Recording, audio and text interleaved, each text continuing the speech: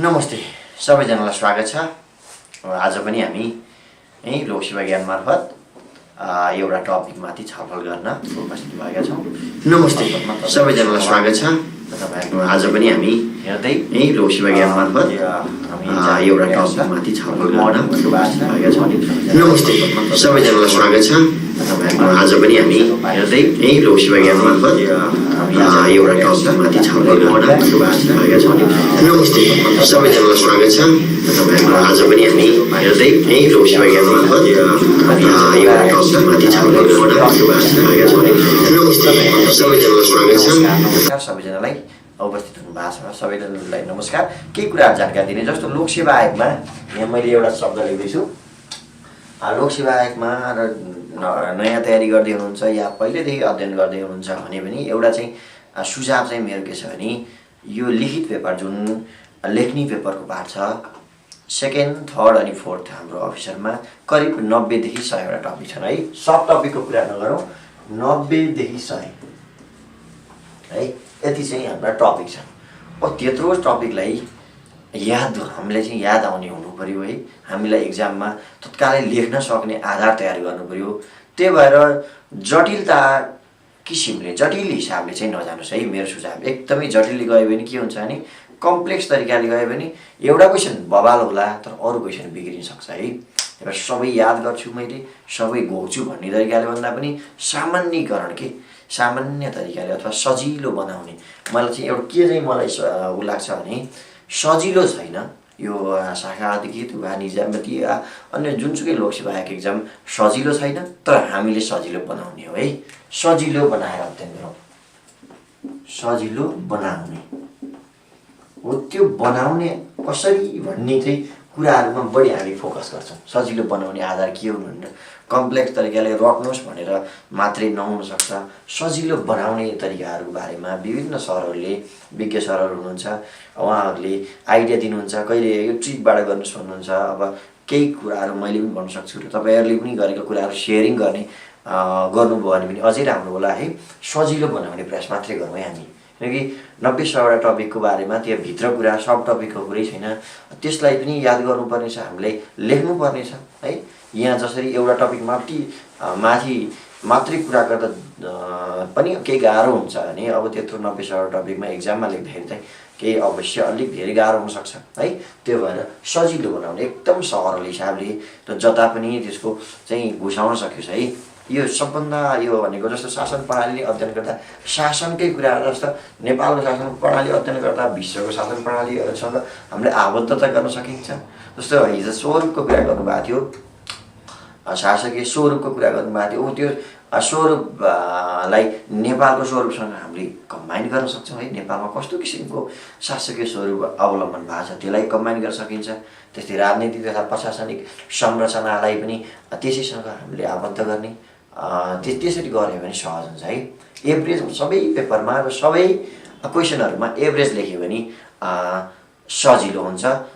Sir video देखिएन भन्नुभएको छ है। किन देख्नुपर्ने हो है। हाम्रो म्यानेजमेन्ट हुनुहुन्छ उहाँले सम्बोधन गर्नुहुन्छ है यो कुरालाई।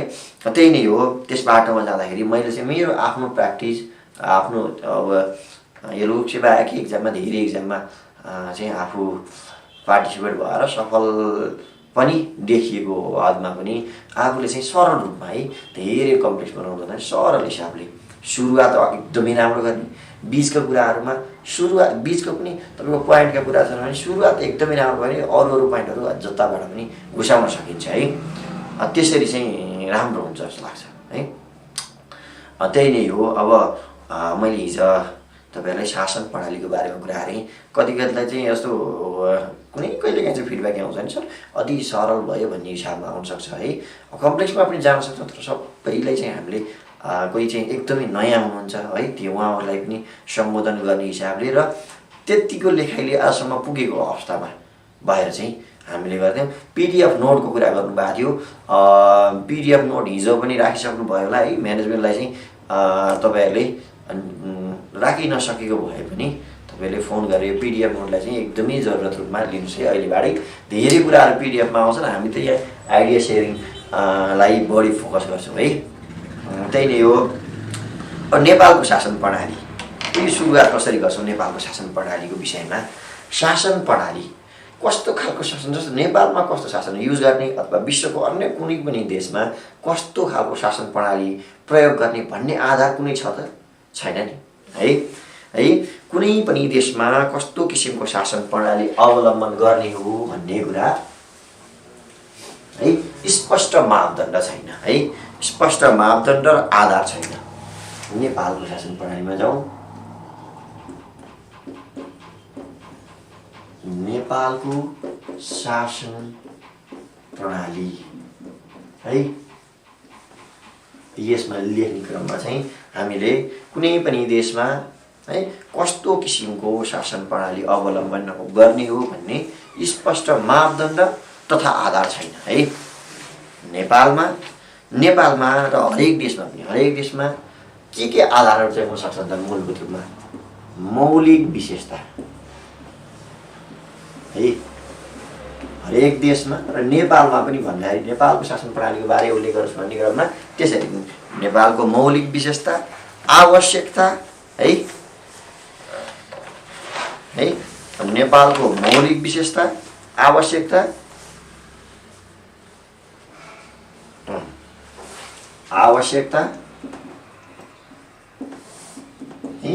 जस्ता कुराहरू, त्यस्तै विशिष्टता हो। यो नेपालको शासन प्रणाली भयो भने नेपालको मौलिक विशेषता, आवश्यकता र विशिष्टताका हिसाबले नेपालको शासन प्रणालीको विकास क्रम र नेपालको शासन प्रणाली देखाए बमोजिम छ भनेर यसरी सुरुवात गर्दा चाहिँ राम्रो हुन्छ है। नोट प्रिन्ट गर्न मिल्ने हुनु पर्यो सर भन्नुभएको छ। नोट प्रिन्ट गर्न मिल्दैन किनकि यो मिल्दैछ भन्नुभएको छ। उहाँले चाहिँ मैले म्यानेजमेन्टलाई सोधेको प्रिन्ट गर्न मिल्छ भनेर भन्नुभएको छ। पिडिएफमा आएको छैन भन्नुभएको छ। हिजो अपडेट गरिसक्नु भयो होला है, पिडिएफ आज अपडेट हुँदैछ भन्नुभएको छ है। अपडेट नभएको भए पनि तपाईँले म्यानेजमेन्ट टिमलाई फोन गरेर अपडेट गराउन लाउनुहोस् है, त्यस्तो समस्या नपर्ला है। नेपालको शासन प्रणाली नेपालको मौलिक विशेषता, आवश्यकता र विशिष्टताले निर्देशित गरेको छ भनेर लेख्दा हुन्छ है। त्यसरी लेखौँ है हामीले। नेपालको शासन प्रणाली नेपालको आफ्नै मौलिक विशेषता, आवश्यकता र विशिष्टताले निर्देशित गरेको पाइन्छ है। भनेर केमा राखेको छ सर भन्नुभएको छ। तपाईँको फोन गर्नुहोस् है, केही नभए त्यो म्यानेजमेन्टलाई फोन गर्नुहोस्। तपाईँसँग कन्ट्याक्ट नम्बर छ, उहाँहरूले केमा राखेको छ भन्ने कुराको सम्बोधन गर्नुहुन्छ है। कन्ट्याक्ट गर्नुहोस् है नम्बरमा। अब भयो हरेक देशमा चाहिँ यो तीनटाले चाहिँ कसरी गर्ने भन्ने कुरा चाहिँ डिटरमाइन गर्छ भन्ने पार्टलाई हामीले हेऱ्यौँ।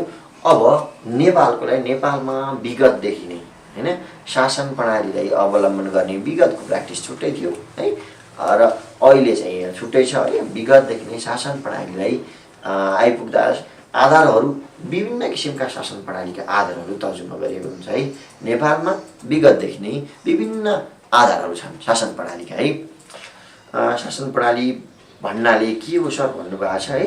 तपाईँले शासन प्रणाली भन्ने कुरा त मैले हिजोकै क्लासमा राम्रैसँग बुझाए जस्तो लाग्छ है। अब त्यो हिजोको क्लासलाई एकचोटि हेर्नुहोस्, तपाईँलाई त्यस्तो गाह्रो पर्छ जस्तो लाग्दैन है।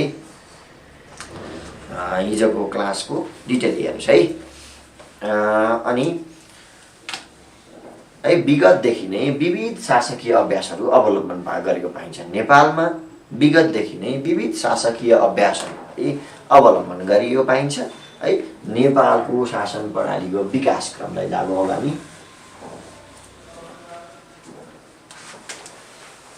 विकास क्रम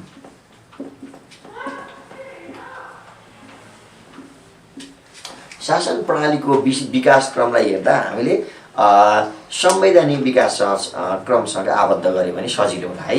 मैले आबद्धताको कुरा गर्दै थिएँ। संवैधानिक विकास क्रमसँग शासकीय स्वरूपलाई हेर्ने कस्तो खालको छ, कुन संविधानले कुन खालको शासकीय स्वरूपलाई फोकस गर्यो भन्ने बातलाई हेर्नुहोस् है। त्यो गर्नुभयो भने सजिलो हुन्छ जस्तो लाग्छ है। कमेन्ट म केमा राखेको छ भन्नुभएको छ, ठिकै छ। अब चाहिँ हामी शासकीय स्वरूपको अथवा शासकीय प्रणाली नेपालको शासन प्रणालीको विकास क्रममा छौँ है। विकास क्रमलाई नै हेर्नुपर्दा खास गरी अब विकासक्रमलाई कसरी हामीले अनुकूलता दिने भन्ने बातमा नेपालको शासन प्रणालीलाई खास गरी लिखित संविधान लागू हुनु पूर्व र लिखित संविधान लागू भएपछि गरी विभाजन गर्दा उपयुक्त देखिन्छ है। लिखित संविधान लागू हुनु पूर्व, लागू भनेको छु है मैले है, आउनुभन्दा अब निर्माण हुनुभन्दा नि लागू हुनु पूर्व र लागू भएपछि पाठलाई हेऱ्यो भने सजिलो होला है। भनेको 2007 साल पूर्व है, यो हेर्ने। अर्को चाहिँ 7 सालपछि गएर दुई किसिमबाट चाहिँ विकासक्रमलाई हेरौँ। 7 सालपछि क्रमलाई चाहिँ हामीले संवैधानिक आधारमा हेर्छौँ। तर यस्तो विचार गर्दा तपाईँले लेख्दै गर्दा होइन कसरी विकासक्रम भयो, शासन प्रणाली कसरी अवलम्बन भयो भन्ने हिसाबमा हेर्दाखेरि शासनका कुराहरूमा बढी फोकस गर्नु होला, किनकि संविधानकै विशेषता उल्लेख गर्दाखेरि धेरै र जटिल गर्न सक्छ है। शासन कस्तो थियो अथवा सार्वभौम सत्ता कसमा निहित थियो होइन, कुन खालको स्वरूप अपनाइएको थियो, संसदीय एकात्म, यस्तो कुराहरू होइन, त्यही बढी फोकस गर्नु होला, त्यसरी राम्रो हुन्छ। अनि 7 साल पूर्वको विशेषता हेरौँ है। 7 साल पूर्व नेपालमा विक्रमसम्म 2007 साल पूर्व है लिखित संविधान आउनुभन्दा अगाडि कस्तो खालको शासकीय स्वरूप अवलम्बन भएको थियो, के थियो भन्ने बातमा एउटा चाहिँ सानो चाहिँ ट्रिक जस्तो छ। एकैछिन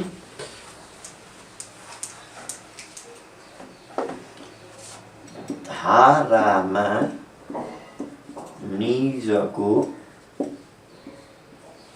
निजका ताला, यसरी हेर्नुहोस्। यसरी हेर्दाखेरि अलिक सहज होला। धारामा निजका ताला है, निजका ताला, धारामा ताला अथवा धारामा निजका ताला भन्ने छ है। बद्री सरको क्लास नोटिस मात्रै आयो, क्लास आएन भन्नुभएको छ। यो तपाईँहरू जुन यो सेक्सन अफिसरको तयारी गर्दै हुनुहुन्छ उहाँहरूको लागि तपाईँको बेलुकामा होइन बिहानमै क्लास हुन्छ है। त्यो चाहिँ ढुक्क हुनुहोस्, बिहानमै हुन्छ। त्यो हिजोको क्लासको बारेमा डिटेली बुझ्न उहाँ म्यानेजमेन्टलाई कन्ट्याक्ट गर्नुभयो हुन्छ। तर तपाईँहरू बिहान जुन पढ्नु भएको छ सेक्सन अफिसरको उहाँहरूको बिहानमा सबै क्लासहरू हुन्छ, बिहानमै हुन्छ, ढुक्क हुनुहोस् है। हजुर ल ठिक छ। अब धारामा निजका ताला भनेर हेर्दैछु के थियो 7 साल पूर्व भन्ने क्रममा धार्मिक ग्रन्थमा आधारित शासन प्रणाली है। सुरुमा पूर्वार्धमा यस्तो थियो है, धार्मिक ग्रन्थमा चाहिँ आधारित है यो शासन प्रणाली धार्मिक ग्रन्थ वा दर्शनमा आधारित थियो। धार्मिक पूर्वार्धमा भनेको धार्मिक ग्रन्थ तथा दर्शनमा आधारित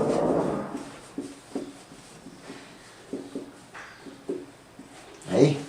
त्यस्तै अर्को राजतन्त्रात्मक शासन प्रणाली है, राजामै सबै अधिकारहरू नै थियो।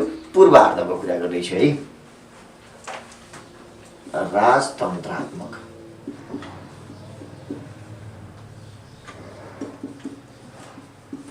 शासन व्यवस्था है। त्यस्तै माबाट चाहिँ मौलिक हक अधिकारसँग आउँदैन। मौलिक हक अधिकारको सुनिश्चितता नभएको, शक्ति सन्तुलन र नियन्त्रण नभएको है। मौलिक हकको सुनिश्चितता नभएको है, मौलिक हक अधिकारहरू थिएन अनि जनताले मौलिक हक अधिकारको उपभोग गर्न पाउने अवस्था थिएन है। त्यस्तै शक्ति सन्तुलन तथा पृथकीकरण सिद्धान्त अवलम्बन गरिएको थिएन भने त्यसलाई राख्दा हुन्छ। त्यस्तै निबाट हेर्नुभयो भने निरङ्कुश तथा अर्को जबाट जहानीय है, निरङ्कुश तथा जहानीय शासन प्रणाली है। निरङ्कुश तथा जहानीय, भनेको जहानले नै शासन गर्ने होइन। अब राजाको जेठो छोरो चाहिँ राजा हुने व्यवस्था है। अब जहानबाटै जस्तो राणा प्रणालीमा जहान आफ्नो जहानले नै चाहिँ यो शासन गर्ने भनेर थियो, जहानीय है, जहानीय शासन। पद्धति त्यस्तै निरङ्कुश र जहानीय है। लिखित कानुनको अभाव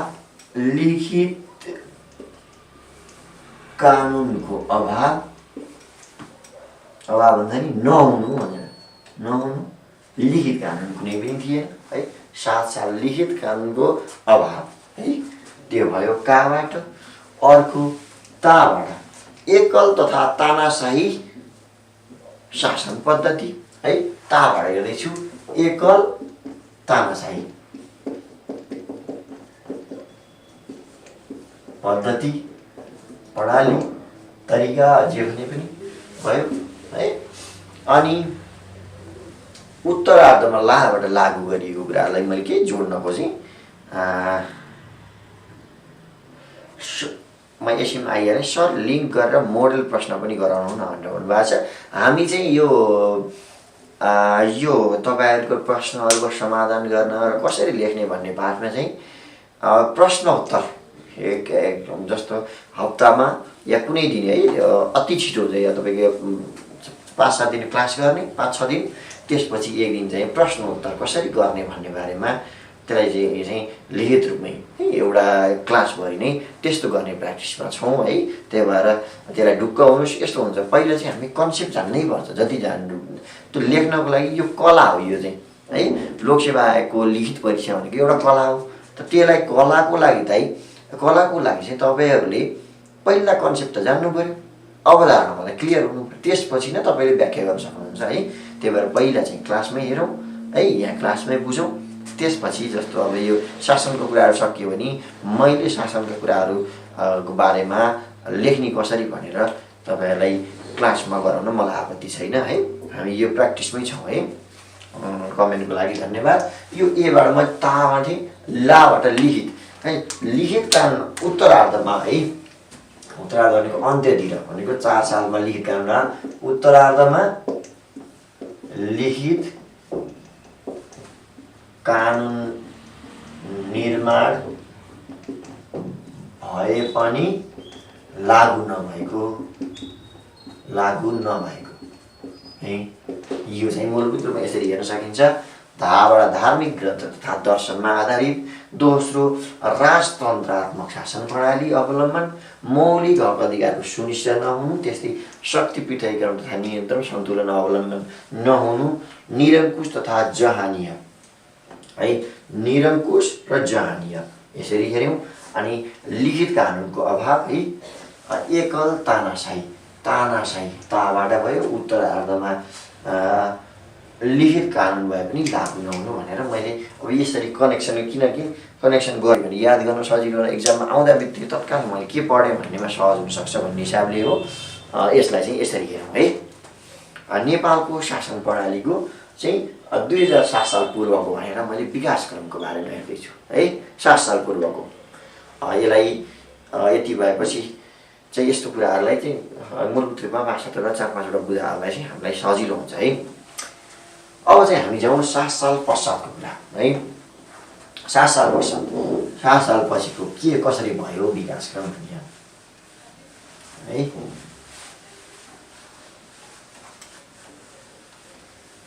मैले यो क्रममा भने जस्तो 7 साल पूर्वको समयलाई नेपालको शासन प्रणालीको अँध्यारो युग पनि भनिन्छ है। त्यसरी लेख्दा नि हुन्छ 7 साल पूर्व भनेर लेखेपछि तर यो समयलाई नेपालको शासन प्रणालीको अँध्यारो युगमा भनिन्छ।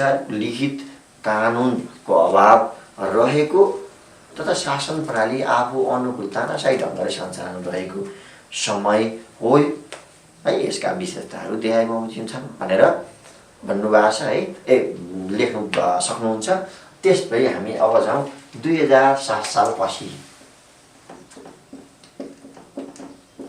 पछिको विकासक्रम है। 7 साल पूर्वको विकासक्रम र 7 साल पछिको विकासक्रम। अब यसलाई चाहिँ उल्लेख गर्दा यसलाई पनि हामीले पाठ रूपमा हेरौँ है। त्यसै सजिलो यो नेपालको शासन प्रणालीको है। नेपालको शासन प्रणालीको आधुनिक कालको व्याख्या गर्नुहोस् है। आधुनिक शासन प्रणालीको बारेमा व्याख्या गर्नुहोस्। आधुनिक शासन पद्धति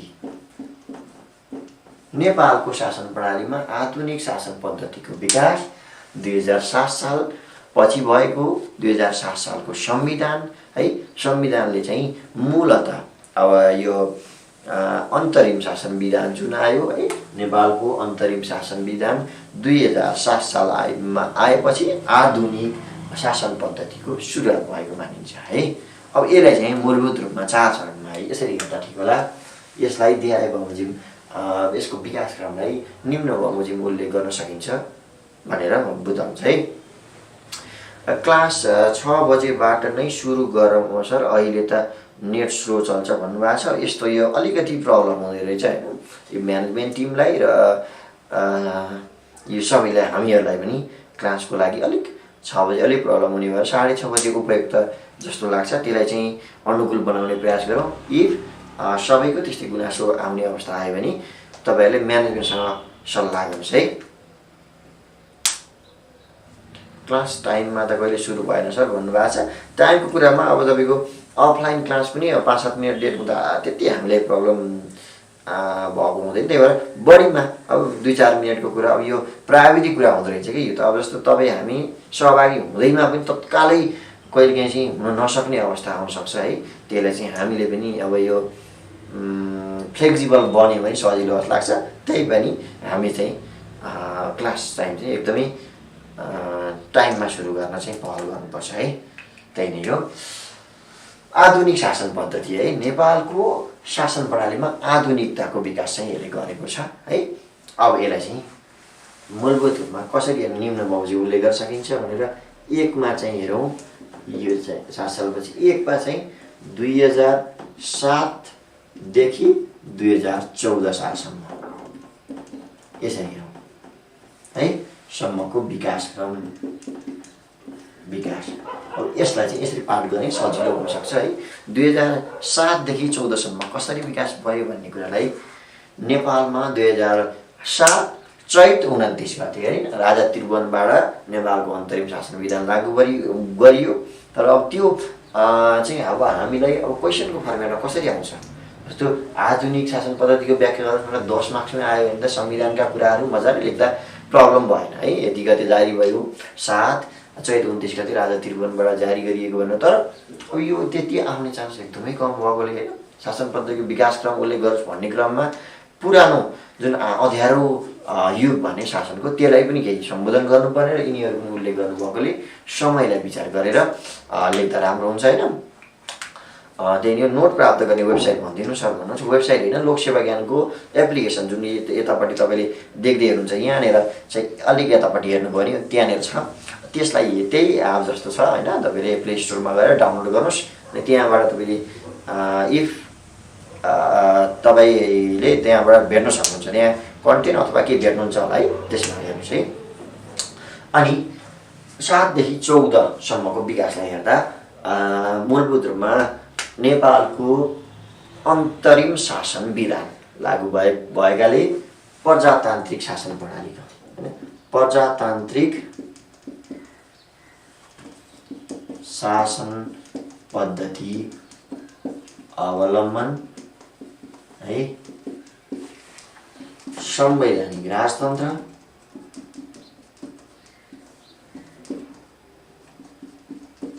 है, संवैधानिक राजतन्त्र, दलीय प्रणालीको सुरुवात है। योभन्दा अगाडि निर्दल थियो दलीय शासन प्रणाली, शासन पद्धति, लोकतान्त्रिक मूल्य मान्यतालाई अवलम्बन गर्ने प्रयास गरेको छ। भन्नलाई प्रजातन्त्र नै भनिन्थ्यो है, मूलभूत रूपमा लोकतान्त्रिकलाई अवलम्बन गरे। त्यस्तै बालिग मताधिकार,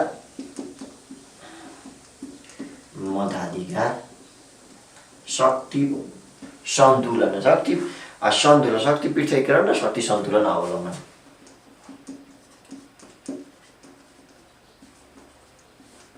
र सन्तुलन अवलम्बन है। मूलभूत रूपमा 7 देखि 14 को क्षणलाई चाहिँ यसरी विकासक्रमलाई यसरी भन्न सकिन्छ। प्रजातान्त्रिक शासन पद्धति है, प्रजातान्त्रिक शैलीबाट चाहिँ शासन प्रणाली अवलम्बन गर्ने, संवैधानिक राजतन्त्र है, अनि दलीय प्रथालाई चाहिँ 7 सालको जुन संविधानले अग्रसर लिएको र संविधानले सम्बोधन गरेकोले यो प्रणालीको सुरुवात भयो। बालिग मताधिकार, शक्ति पृथकीकरण, सन्तुलन जस्ता कुराहरूलाई समेत समेटेको पाइन्छ। संविधानको विशेषतासँगै हामीले यो चरणमा शासनको चाहिँ के कुराहरूमा मूलभूत रूपमा विशेषता छन् भन्ने भागमा हेर्नुपर्ने हुन्छ है। मेन डिफ्रेन्स लोकतन्त्र र प्रजातन्त्र हो। यसको बारेमा पनि तपाईहरुले एकदमै राम्रो क्वेसन गर्नुभयो। लोकतन्त्र र प्रजातन्त्र भन्ने भाग इङ्ग्लिसमा डेमोक्रेसी नै हो, दुईटैको पार्ट हो है। लोकतन्त्र र प्रजातन्त्र भनेको खासमा नेपालको परिप्रेक्ष्यमा डिफ्रेन्सिएट गर्न खोजियो, तर एउटै कुरा हो, स्योर हुन्छ है, एउटै कुरा हो है। नेपालमा चाहिँ मूलभूत रूपमा यो 7 साललाई प्रजातन्त्र बनिन्थ्यो, कुरो डेमोक्रेसी नै हो। तर त्यसपछिको जुन अहिले यो 62-63 पछि लोकतन्त्रलाई बढी फोकस गरियो। जुन गणतन्त्र आयो, गणतन्त्रपछि लोकतन्त्र कुराहरू आउन थालियो पनि खासमा ढुक्क होस्, लोकतन्त्र प्रजातन्त्रमा आधारभूत भिन्नता छैन है, सेम हो, सेम नै हो। इङ्ग्लिसमा वर्ड हेर्नुभयो भने दुवैको आउँछ, तर प्रयोगका हिसाबले मैले भन्दैछु, उपयोगका हिसाबले 7 सालपछि प्रजातन्त्र आयो भनेर भनिन्छ। लोकतन्त्र भन्ने शब्द चाहिँ तपाईँहरू त्यसै डिफ्रेन्सिएट भन्दा पनि यसरी हेर्दा आउँछ। लोकतन्त्र भन्ने लोकतान्त्रिक मूल्य र मान्यता चाहिँ बढी फोकस हुन्छ है।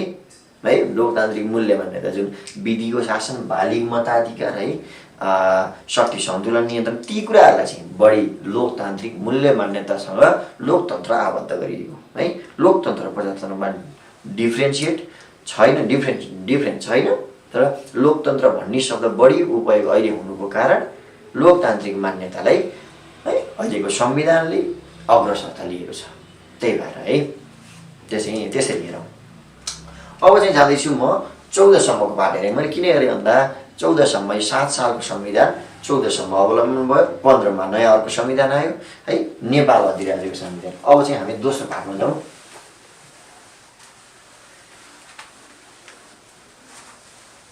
दोस्रोमा चाहिँ 2002 मा 2015 देखि 2046 सम्मको विकासक्रम। मैले यसमा 19 को संविधान पनि यसैमा आबद्ध गरेको भएर मैले 146 सम्मकै कुराहरूलाई उल्लेख गर्न खोजेँ। मूलतः यसको विशेषता भनेको नेपाल अधिराज्यको संविधान 2015 आयो है। 2015 फागुन 1 मा संविधान जारी भयो है।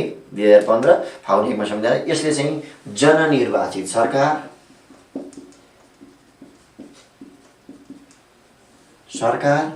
यसका विशेषता मैले शासन प्रणाली भनेर दिन्छु है। त्यस्तै संसदीय प्रजातान्त्रिक शासन प्रणाली है। संसदीय शासन प्रणाली, संसदीय प्रजातान्त्रिक शासन प्रणाली अवलम्बन।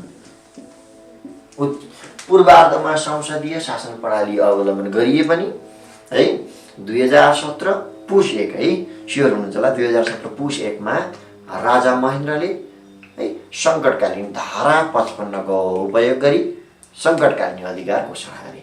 त्यसपछि सबै अधिकार विघटन वस्तु संसदीय प्रजातान्त्रिक शासन प्रणाली विघटन भयो है। 2017 पौष 1 मा सङ्कटकालीन अधिकारबाट है संसदीय प्रणाली विघटन है। विघटन क्या आयो? पञ्चायती शासन प्रणाली है। निरङ्कुश पञ्चायती शासन प्रणाली, निरङ्कुश पञ्चायती शासन सुरुवात थालनी अथवा सुरुवात बनाउँछ। अब यसमा 2019 को संविधानले पनि यसैलाई फोकस गरेको छ, निरङ्कुश पञ्चायती शासन प्रणाली। त्यही भएर यो विकासक्रममा मैले डाइरेक्ट 46 सम्मको भने 46 सम्म निरङ्कुश पञ्चायती शासन प्रणाली नै रह्यो है। अब तपाईँ दोस्रो चरणमा जाउँ। सर यति साइड प्लिज भनेर भन्नुभएको छ। ल हजुरलाई हेर्नको लागि सहज हुने हिसाबले म जाँदैछु, लेख्दै हुनुहुन्छ होला है। अब चाहिँ हामी जाउँ 2046 46पट्टिको पाठमा जाउँ है। बुझ्दै हुनुहुन्छ जस्तो लाग्छ। सेमो थ्याङ्क यू भनेर भन्नुभएको छ। Thank you very much. तपाईँहरूको कुराहरूलाई सम्बोधन गर्न पाइयो र तपाईँहरूको यसरी सहभागिता बढ्दै गयो भने है यो शाखा अधिकृतको तयारी सँगै हामी बिचको जुन सौहार्द वातावरण पनि रहन सक्छ है। पञ्चायती शासन भन्नुभएको छ। यो चाहिँ मूलतः यो पञ्चायती शासन प्रणालीको बारेमा त हामीले यो तपाईँको नेपालको अथवा विश्वको राजनीतिक तथा प्रशासनिक संरचना भन्ने छ। त्यसमा चाहिँ कस्तो खालको संरचना उपयुक्त हुन्छ, संसदीय हुने कि तपाईँको बहुमतीय अथवा केन्द्रीकृत हुने र पञ्चायती भने पनि त्यति बेलामा हेरौँला है। जनमत सङ्ग्रह भनेर भन्नुभएको छ है। त्यसलाई चाहिँ हामीले त्यसरी हेर्छौँ। या खास गरी हामीले चाहिँ यहाँ उल्लेख गर्नुभएको विकासक्रमलाई कसरी लेख्ने भन्ने बारेमा पञ्चायती शासन प्रणालीको बारेमा पनि हामीले त्यति बेला नै उल्लेख गर्दा राम्रो हुन्छ जस्तो लाग्छ है मलाई। सम्झाउनु होला, मैले दियो त्यति बेला डिस्क्रिप्सन राम्रोसँग तपाईँलाई पञ्चायत भनेको के हो भन्ने पार्टलाई बढी फोकस गर्नु होला है। ल अब चाहिँ हामी जाउँ 46 पछाडि भनेको 2047 देखि 62 सम्मको कुराहरूलाई हेरौँ। कस्तो भयो 2047 देखि 2062 सम्मको विकास तेस्रोमा हेर्दैछौँ है। तेस्रोमा हेर्दैछौँ। यसले चाहिँ के भनेको छ मूलभूत रूपमा है 2047ले चाहिँ मूलतः प्रजातान्त्रिक शासन प्रणालीको पुनर्बहाली, पुनर्स्थापना या पुनर्बहाली है।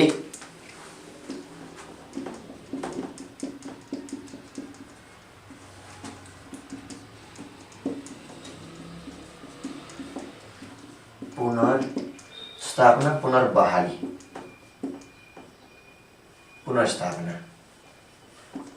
पुनर्स्थापना या पुनर्बहाली जे भन्नुहुन्छ प्रजातान्त्रिक पद्धतिको पुनर्स्थापना। किनकि निरङ्कुश जहानीय पञ्चायती शासन प्रणाली थियो। फेरि 2047 को संविधान आएपछि प्रजातान्त्रिक शासन प्रणालीको पुनर्स्थापना। यसमा चाहिँ सार्वभौम सत्ता जनतामा निहित है। पञ्चायती शासन प्रणालीमा चाहिँ सार्वभौम सत्ता राजामा निहित थियो है। सबै निर्णय गर्ने र कानुन सबै चाहिँ राजाले लिन सक्ने व्यवस्था थियो भने अहिले चाहिँ सार्वभौम सत्ता जनतामा निहित है। यसमा संवैधानिक राजतन्त्र,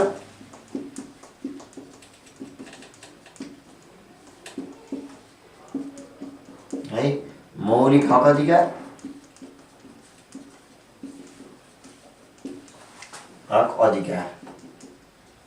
अझ यसलाई चाहिँ हामी मौलिक हक अधिकार भन्दै गर्दा उपचार सहितको भन्नु है। उपचार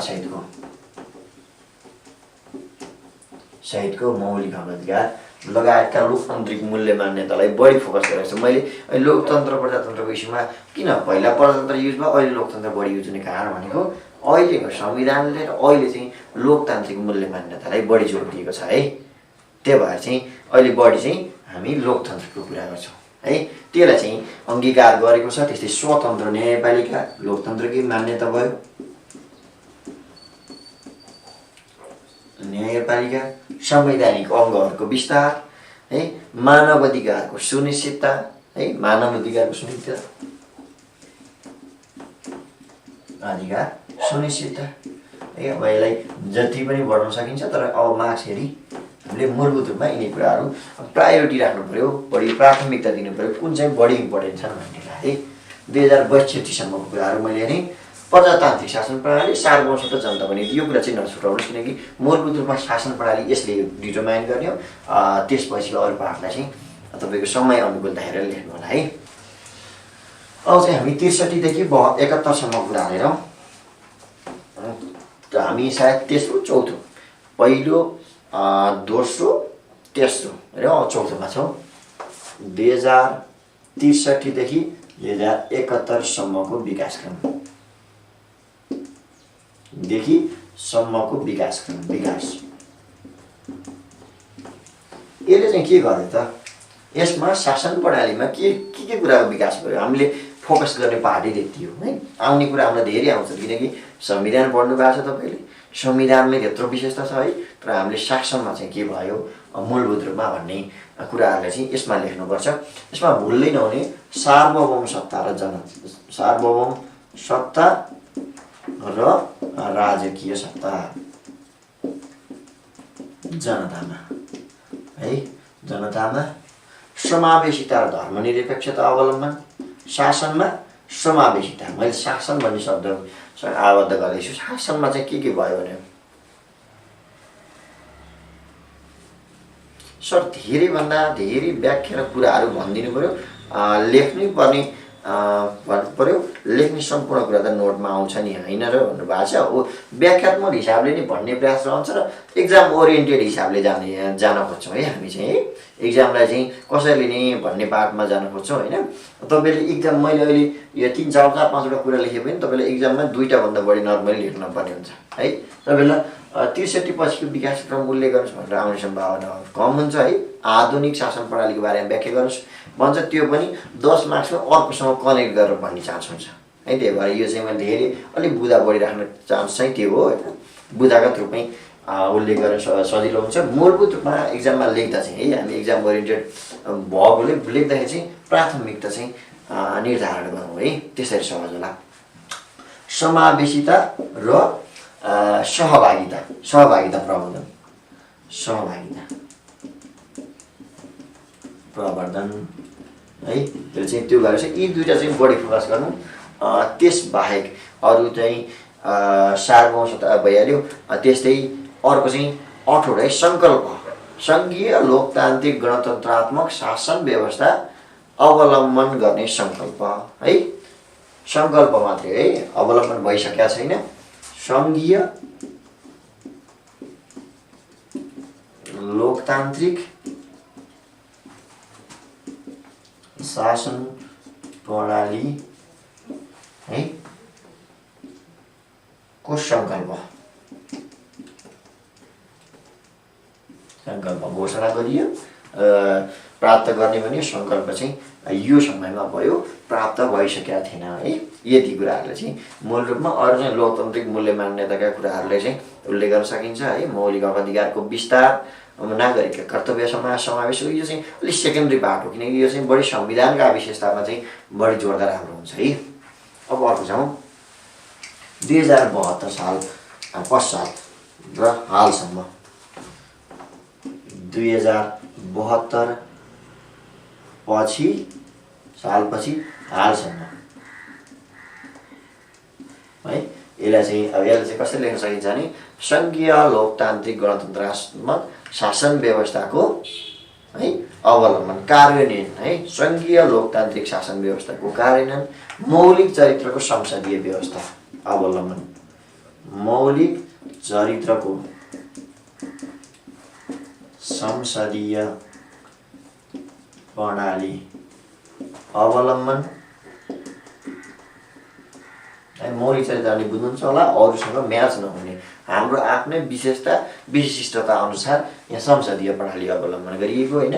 संसदीय प्रणाली शासन व्यवस्था भएर मैले त्यो त जोड गरेँ। त्यस्तै कार्यान्वयन सङ्घीय लोकतान्त्रिक शासन प्रणाली कार्यान्वयन है यो भयो। त्यस्तै राज्यको 3 तहको संरचना रहने यसमै छ है। 3 तहको राज्यको संरचना रहने व्यवस्था धारा 56 मा होइन। राज्यको संरचना 3 तहको रहने भनेर व्यवस्था गरेको सङ्घ, प्रदेश र स्थानीय तह गरी 3 तहको राज्य संरचना रहने व्यवस्था।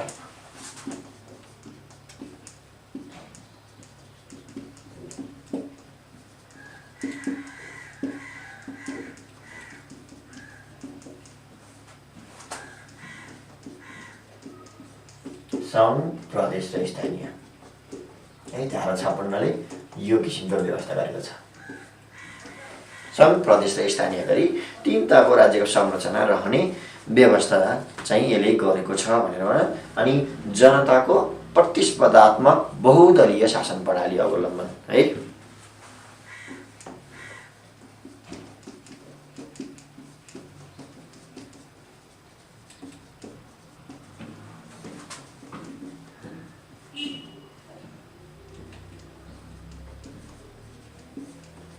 शासन प्रणाली, जनताको प्रतिस्पर्धात्मक बहुदलीय शासन प्रणाली अवलम्बन है।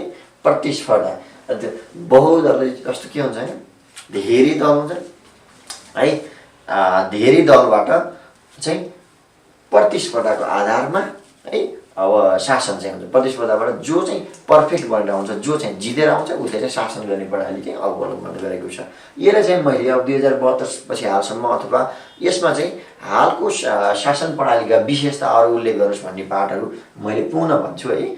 र यसलाई चाहिँ भन्दै गर्दा मैले विकासक्रमलाई सर्ट हेर्न खोजेँ है। तपाईँलाई याद त्यो आफूलाई चाहिँ माइन्डलाई चाहिँ अलि याद गरौँ भन्ने हिसाबले 7 सालमा के भयो त्यसपछि गरौँ। 7 सालमा मूलतः तपाईँले विचार गर्नुपर्ने कुरा प्रजातान्त्रिक शासन व्यवस्थाको सुरुवात भयो है।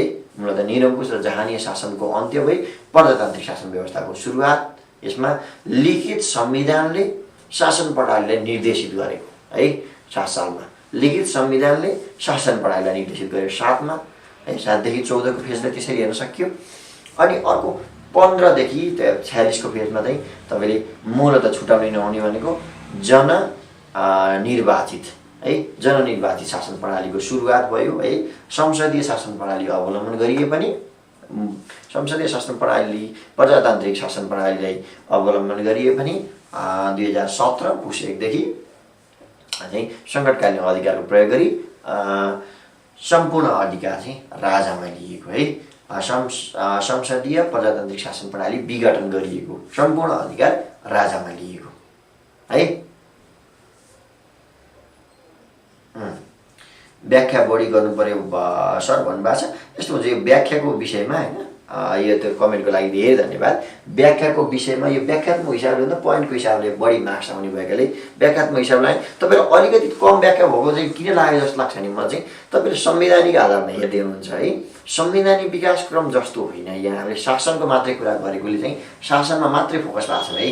त्यसमा त्यो हरेक संविधानमा धेरै विशेषता छन् है। विशेषता नै हेर्ने भने एउटै संविधानकोले एक दिन पुर्याउन सकिन्छ है। तर मैले चाहिँ यहाँ शासनको पाठमा भएर मैले शासनमा चाहिँ के कुराहरू आए मूलभूत रूपमा तपाईँले पोइन्ट वाइज जस्तै त्यसरी देख्न सजिलो हुने हिसाबले हामी त्यसमा गएको है। अब तपाईँ संवैधानिक हिसाबले भन्दा यसबाट शासनको कुराहरू चाहिँ मात्रै फोकस गऱ्यो भने सजिलो होला जस्तो लाग्छ है। अनि म 15 मै थिएँ है, जननिर्वाचितलाई नछुटाउनुहोस् है। र अनि संसदीय प्रणालीको सुरुवात भए पनि पछि चाहिँ विघटन गरी है के ल्यायो, निरङ्कुश पञ्चायती शासन प्रणालीको सुरुवात भयो है। त्यो चाहिँ 46 सालसम्म जारी रह्यो। त्यहाँ भन्दैछु 47 ले के गर्यो, सार्वभौम सत्ता जनतामा नियो है। संवैधानिक राजतन्त्रको व्यवस्था, मौलिक अधिकारको कुराहरू त्यो त आइ नै हाल्यो। त्यो कुराहरूलाई बढी फोकस गरेको छ है। प्रजातान्त्रिक शासन व्यवस्थाको पुनर्स्थापना भन्ने कुराहरू त्यो चाहिँ हामीले 46-47 पछि 62 सम्मको फेजलाई हेरौँ। 63 ले चाहिँ मूलतः सार्वभौम सत्ता र राजकीय सत्ता जनतामा निहित है शासन प्रणालीमा त्यस्तो भयो। र यसले चाहिँ समावेशी लोकतन्त्र र धर्मनिरपेक्षतालाई चाहिँ बढी फोकस गर्यो। र अनि सङ्घीय लोकतान्त्रिक गणतन्त्रात्मक शासन व्यवस्थामा चाहिँ जाने सङ्कल्प भयो है। त्यही नै हो चाहिँ। अब यो चाहिँ 63 पछि 71 सम्मको कुरा भयो।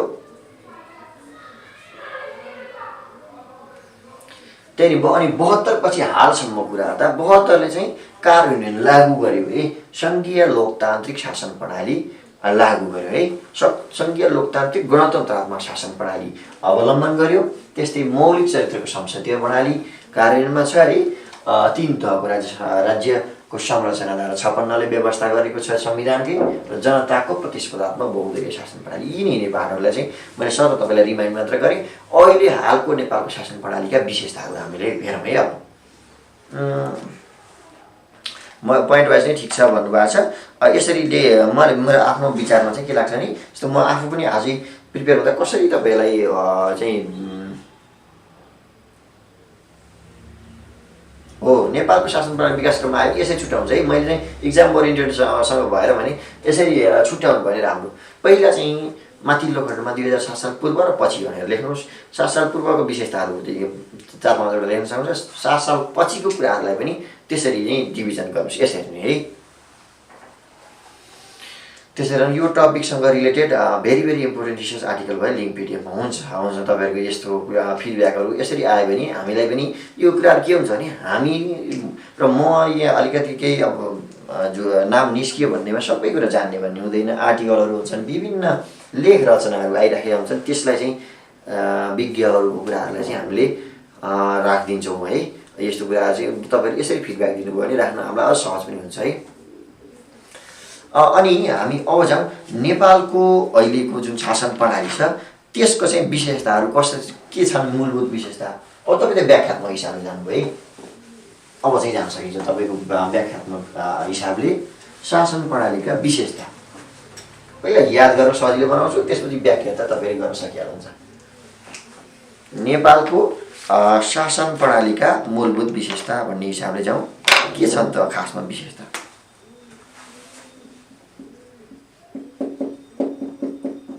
मैले विशेषताहरू उल्लेख गर्दा त्यही 72 पछिका कुराहरू पनि तिनै हुन्, त्योभन्दा बढी गरेर अहिले हामीले बुझ्यौँ है। तिनै मूलभूत रूपमा तिनै नै हुन्, त्यसलाई चाहिँ हामीले बढाएर हेरौँ है के छन् भन्ने कुरा याद गर्न सजिलो भएर पहिला चाहिँ मैले एउटा तपाईँलाई टपिक लेख्छु, त्यसपछि त्यसको व्याख्यात्मक हिसाबले जाउँ है। यसको चाहिँ जाउँ सुरुमा सङ्घीय भन्ने याद गर्नुहोस्, किनकि संविधान पढ्नु भएको छ है। लोकतान्त्रिक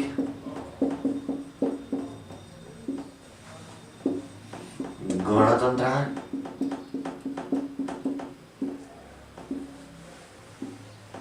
संसदीय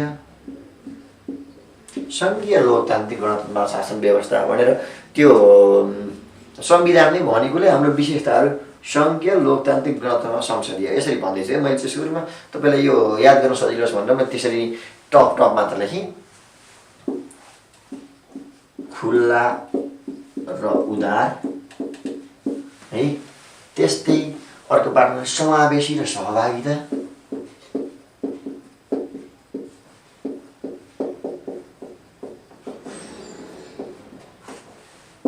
सुशासन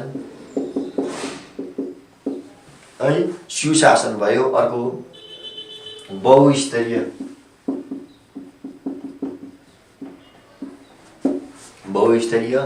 त्यस्तै अर्को स्वायत्तता।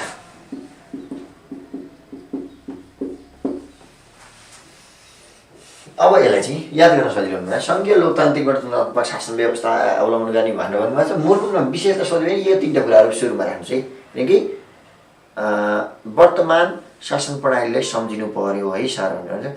वर्तमान शासन प्रणालीलाई सम्झिनु यही नै हो। हेर्नुहोस् त, वर्तमान शासन प्रणालीका विशेषताहरू भनेर मैले भन्दैछु है। त्यसमा वर्तमान शासन प्रणालीका विशेषताहरू भन्दै गर्दा तपाईँले याद गर्नुपर्ने कुरा चाहिँ पहिला संविधानलाई हेर्नु। संविधानको सुरुमा प्रस्तावनामा र पछि भागमा धाराहरूमा मेनली नेपाल सङ्घीय लोकतान्त्रिक गणतन्त्रात्मक शासन व्यवस्था भनेको छ।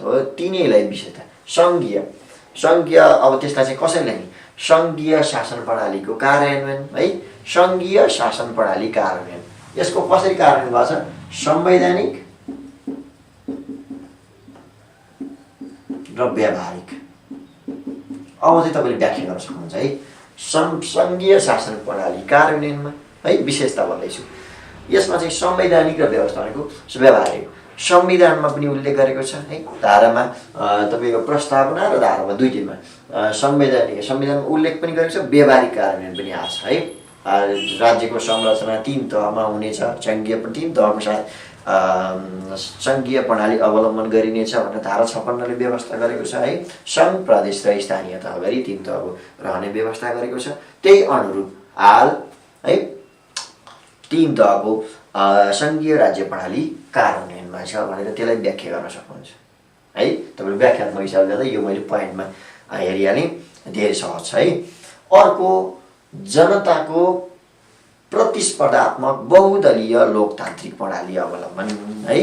जनताको प्रतिस्पर्धात्मक बहुदलीय है, यसलाई चाहिँ लोकतान्त्रिकबाट मैले गएँ है।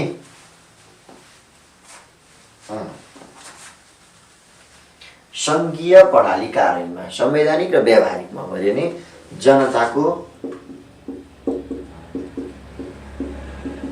प्रतिस्पर्धात्मक बहुदलीय लोकतान्त्रिक प्रणाली अवलम्बन। अब यसलाई व्याख्यामा हिसाबले जानुपर्दा है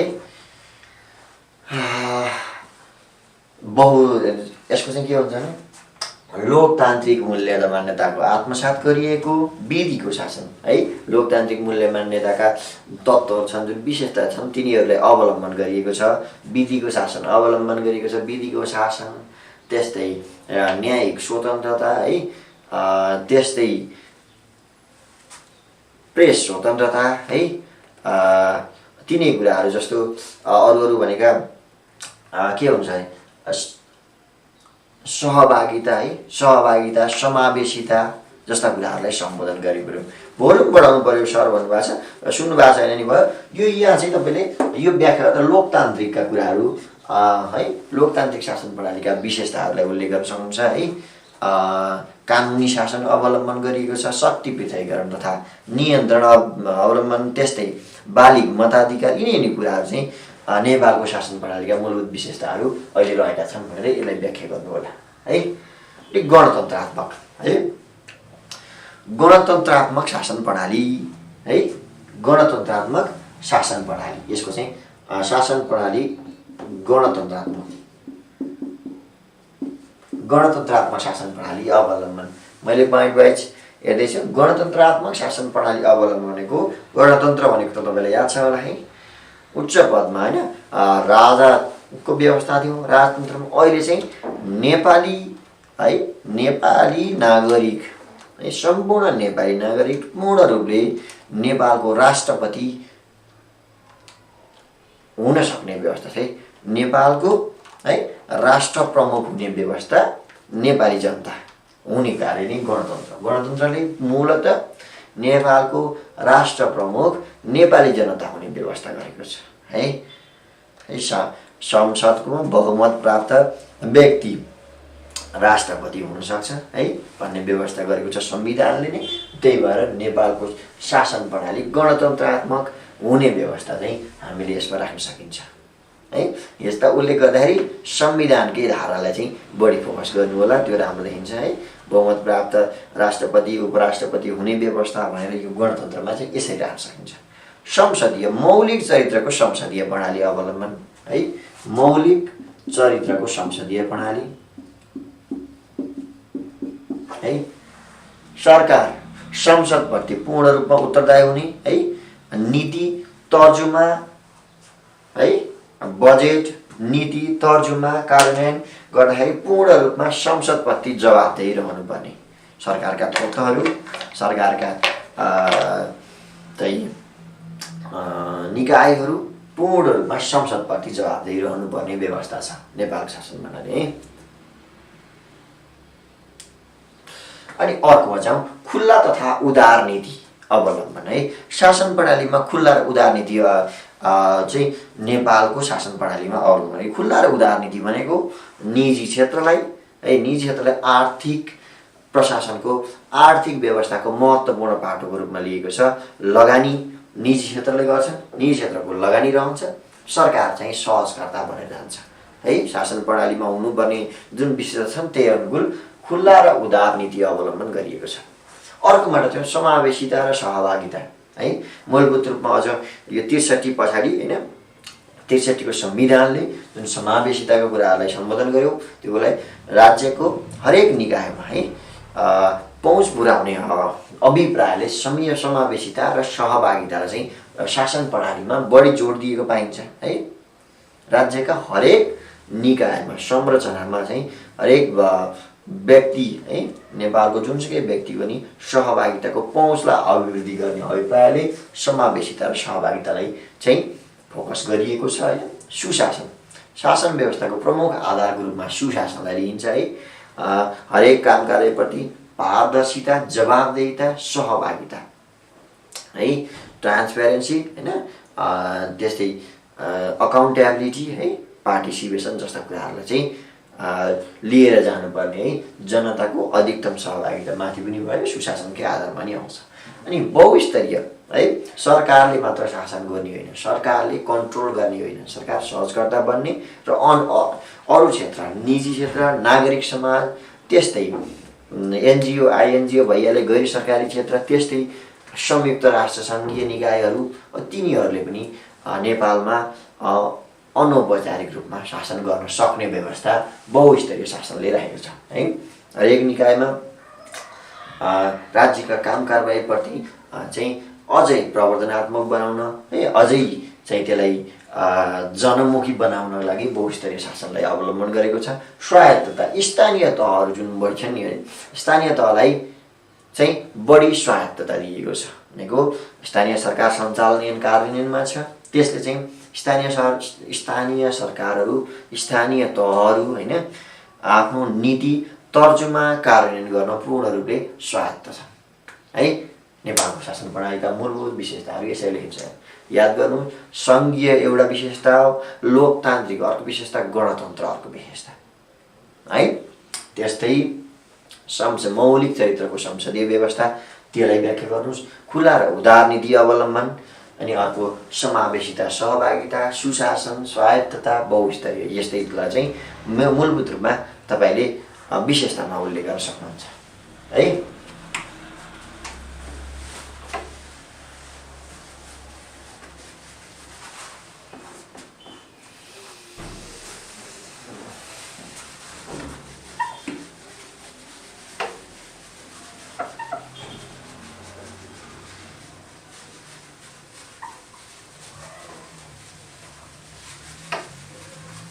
अब चाहिँ हामी जाउँ नेपालको शासन प्रणालीका चुनौती या समस्याहरू के हो भन्दा, यो चाहिँ एनालाइटिकल प्रश्न भयो। अझ हामीले चाहिँ बढी डिल चाहिँ यस्तै एनालाइटिकल क्वेसनमा राम्रोसँग डिल गऱ्यो भने तपाईँहरूको यो सेक्सन अफिसरलाई सहजताले हुन्छ। सेक्सन अफिसरमा बढी एनालाइटिकलमा जोड दिने भएकोले यसलाई विचार गर्नुहुने है।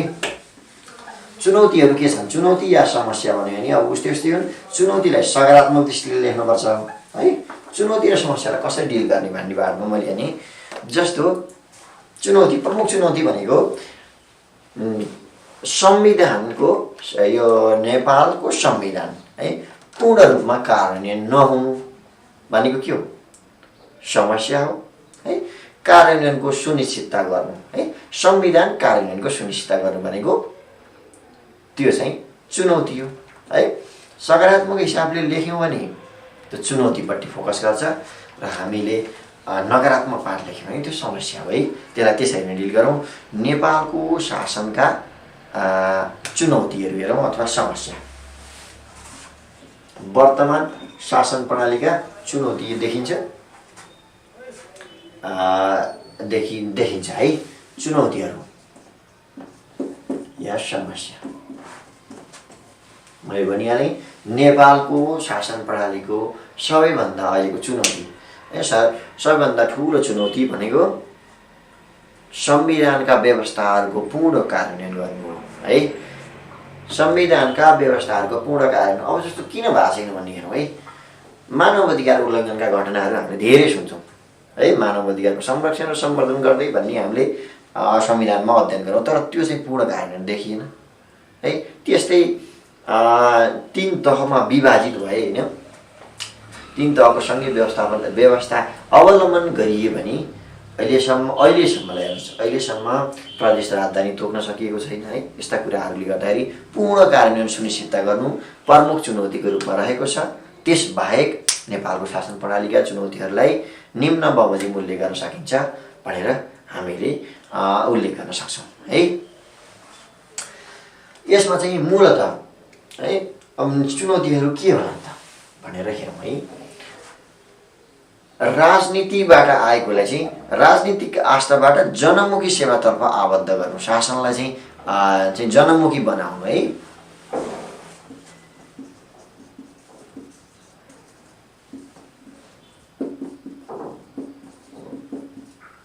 आस्थाबाट, राजनीतिक आस्थाबाट माथि उठेर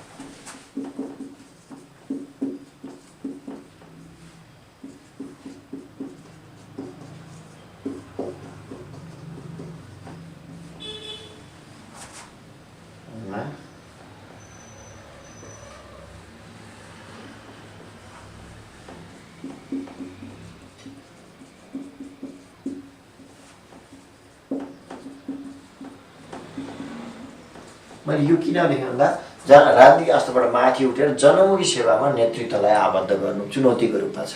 र समस्या हेर्नुहोस्, राजनीतिक आस्थाबाट माथि उठ्न नसक्नु है, मूलभूत रूपमा जे एजेन्डा गरे पनि अब राजनीतिक नेतृत्वहरू जुन नेतृत्व तहमा गएछन्, शासन प्रणालीमा उनीहरूले जनमुखी सेवा दिन भन्दा प्राथमिकता राजनीति आस्था चाहिँ बढी फोकस रहेको पाइन्छ है। त्यो चाहिँ नेपालको समस्या हो है। त्यो नै भयो संसदीय शासन प्रणालीसँग नेपालको शासन प्रणाली यस्तो छ है। संसदीय शासन प्रणाली नै हामीले अहिलेसम्म हेरेका छैनौँ, किनकि नेपालको राजनीतिक तथा प्रशासनिक संरचना विश्वको राजनीतिक तथा प्रशासनिक संरचनाको बारेमा चाहिँ हामीले क्लासै भएको छैन। संसदीय शासन प्रणाली भनेको के हो, एकात्मक भनेको के हो, सङ्घात्मक भनेको के हो है, अथवा के प्रत्यक्ष शासन प्रणाली कस्तो हुन्छ भन्ने बारेमा नि हामीले क्लास लिएको छैनौँ है। धैर्य गर्नुहोस्, त्यसको बारेमा चाहिँ मजाले क्लासबाटै आउँछ, तपाईँलाई बुझ्ने हिसाबले नै हुन्छ। संसदीय प्रणालीका विशेषता नै हामीले अहिलेसम्म हेरेकै छैनौँ, के हो भन्ने नै थाहा छैन। हामी त यहाँ नेपालको विशेषतामा चाहिँ त्यसलाई आबद्ध गऱ्यौँ है, आउँछ त्यो। अनि मैले भने राजनीतिक आस्थाबाट माथि उठेर जनमुखी सेवामा राजनीतिक नेतृत्वलाई राजनीतिक नेतृत्वलाई भन्नुहुन्छ, नेतृत्वलाई आबद्ध गर्नु चाहिँ चुनौतीको रूपमा छ। उयो गर्न नसक्नु यो चाहिँ समस्याको रूपमा भयो है। राजनीतिक आस्थाबाट चाहिँ राजनीतिक नेतृत्व चाहिँ राजनीतिक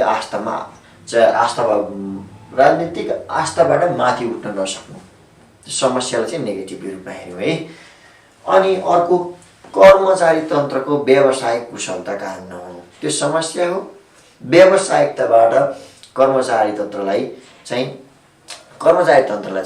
व्यावसायिकतामा आबद्ध गर्नु है। कर्मचारी तन्त्रमा व्यावसायिकता ल्याउनु।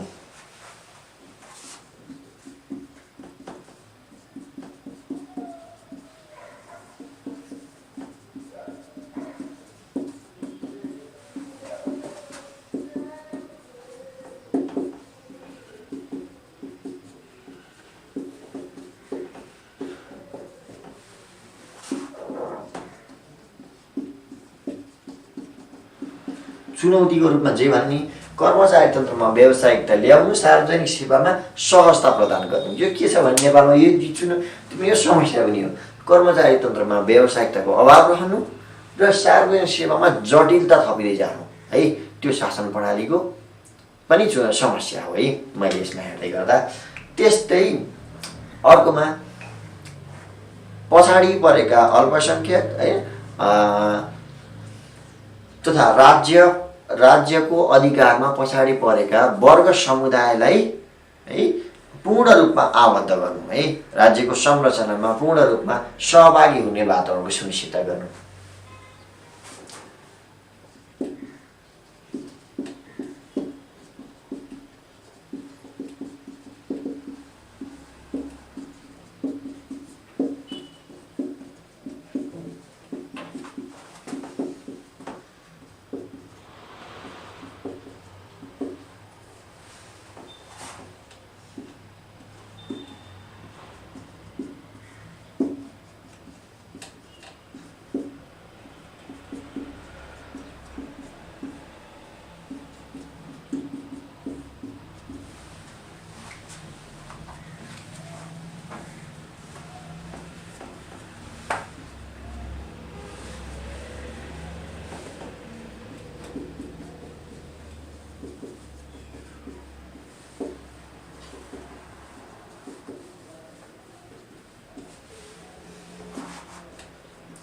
राज्यको अधिकारबाट पछाडि परेका वर्ग समुदायलाई हैन राज्यका अधिकारमा चाहिँ आबद्ध गर्नु अथवा राज्यका अधिकारहरू पूर्ण रूपले उपभोग गर्न पाउने वातावरणको सुनिश्चित गर्नु है। जति नै समावेशिता र सहभागिता कुरा गरिए पनि यो नेपालमा चाहिँ पूर्ण रूपले कार्यान्वयनमा छैन है। किन छैन भन्दा समावेशिताका कुराहरू निश्चित वर्ग र क्षेत्रले चाहिँ बढी उपभोग गरेको पाइन्छ है। समावेशिताका कुराहरू जस्तो त्यही समावेशिता मध्येको पनि सबैभन्दा बढी पछि परेको कसलाई चाहिँ बढी परेको पछि परेको वर्ग क्षेत्रलाई चाहिँ हामीले माथि उठाउन नसकिएको छ, त्यो समस्याको रूपमा छ है। राज्यका अधिकारबाट पछाडि परेका वर्ग र समुदायलाई चाहिँ अधिकारको उपभोगमा चाहिँ पूर्ण सहभागिता हुने वातावरणको सिर्जना गर्नु चुनौतीको रूपमा छ है। त्यस्तै अर्को चुनौतीको रूपमा हेर्दै गर्दा वित्तीय स्रोत साधनको दिगो व्यवस्थापन गर्नु है।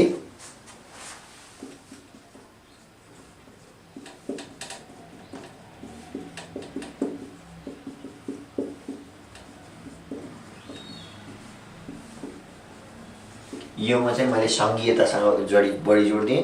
सङ्घीय शासन प्रणाली अवलम्बन भएपछि वित्तीय स्रोत साधनको व्यापक प्रयोग भएको छ। यस्तो धेरै स्रोत साधन लाग्ने अवस्था छ है। खर्च धेरै भएको छ सङ्घीयताको कारणले। त्यसको लागि कसरी चाहिँ दिगो रूपमा वित्तीय स्रोत साधनलाई परिचालन गर्ने, कसरी चाहिँ जस्तो स्थानीय तहहरूको केसमा अझ बढी लागु हुन्छ। स्थानीय तहहरूलाई आत्मनिर्भर कसरी बनाउने, उनीहरूलाई चाहिँ आफै वित्तीय स्रोत साधनको पहिचान, सङ्कलन र वितरण गर्न कसरी सहयोग पुर्याउने है। त्यो भएर यो पनि चुनौतीको रूपमा छ है। मूलभूत रूपमा सङ्घ प्रदेश र स्थानीय बढी स्थानीय तहमै आयो भने पनि यो चाहिँ अझै महत्त्वपूर्ण छ है। त्यस्तै अरू भन्ने गर्दा राष्ट्रिय मुद्दाहरूमा है राजनीतिक सहमति कायम गर्नु है। राष्ट्रिय मुद्दामा राजनीतिक स्पष्टता, राष्ट्रिय मुद्दाहरूमा राष्ट्रिय राजनीतिक मुद्दाहरूमा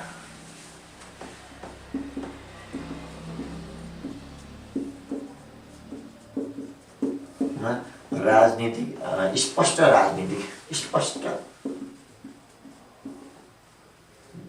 धारणा कायम गर्नु यो समस्या पनि हो है। राजनीतिक मुद्दाहरूमा राष्ट्रिय राजनीतिक मुद्दाहरूमा स्पष्ट धारणाको अभाव छ नेपालमा है।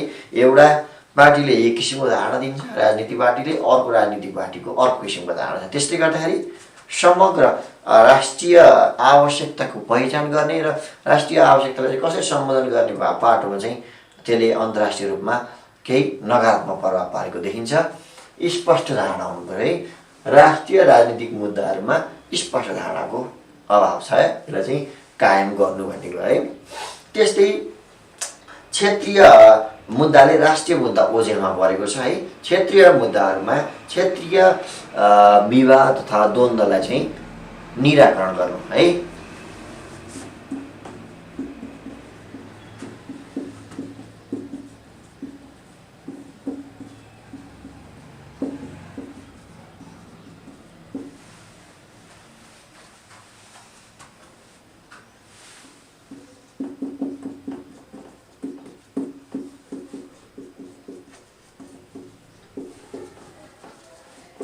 संविधानमै पनि उनीहरूले सहकार्य, सहमति र सहअस्तित्वको आधारमा सहसम्बन्ध कायम गर्ने भनेर भनेको छ। तर त्यो चाहिँ पूर्ण रूपले कार्यान्वयनमा छैन होइन। विभिन्न प्रादेशिक विवादले प्रदेशको विवाद अथवा प्रदेश र सङ्घ बिचको विवाद कायमै छ। त्यसलाई चाहिँ तुरुन्त तत्काल निराकरण गर्नु, त्यसलाई चाहिँ तत्काल सम्बोधन हुने वातावरण चाहिँ तयार गर्नु चुनौतीको रूपमा छ। यो निराकरण गर्न नसकिनु भन्ने चाहिँ समस्यामा राखिन्छ है।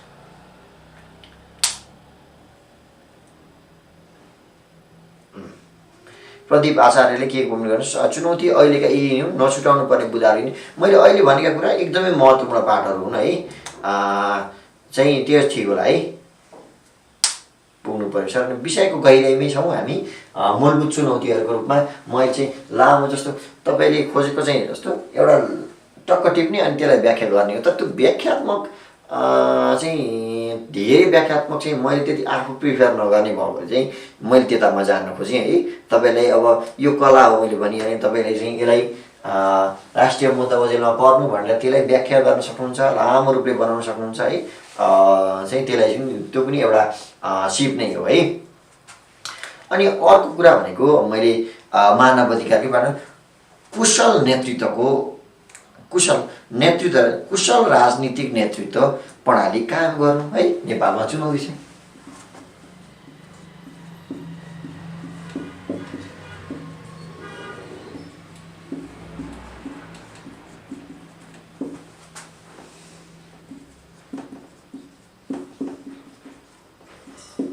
राजनीतिक नेतृत्वमाथि विभिन्न किसिमका आक्षेप पाउँछन्। उनीहरूको कुशलतामा धेरै प्रश्नहरू आइरहेका छन् नेपालको जस्तो परिवेशमा होइन। त्यसलाई चाहिँ कसरी नेतृत्वलाई चाहिँ कुशल बनाउने है, त्यो पनि चुनौतीको रूपमा छ है। नेतृत्व प्रणालीको कुशलतामाथि चाहिँ मूलभूत रूपमा चुनौतीहरू थपिएका छन्। त्यही भएर त्यसलाई पनि राख्न सक्नुहुन्छ। अरू कुरा मूलभूत रूपमा संविधानमै के कुराहरू सम्झनु भएको छ त्यसलाई पनि जोड्न सके। मैले अहिले भनेको पार्टलाई चाहिँ बढी प्राथमिकता राख्न सकिन्छ। त्यस्तै सङ्घीयताले अवलम्बन गरेको वित्तीय भार, सङ्घीयतासँगैको वित्तीय भारलाई है जनमुखी सेवामा आबद्ध गर्नु है।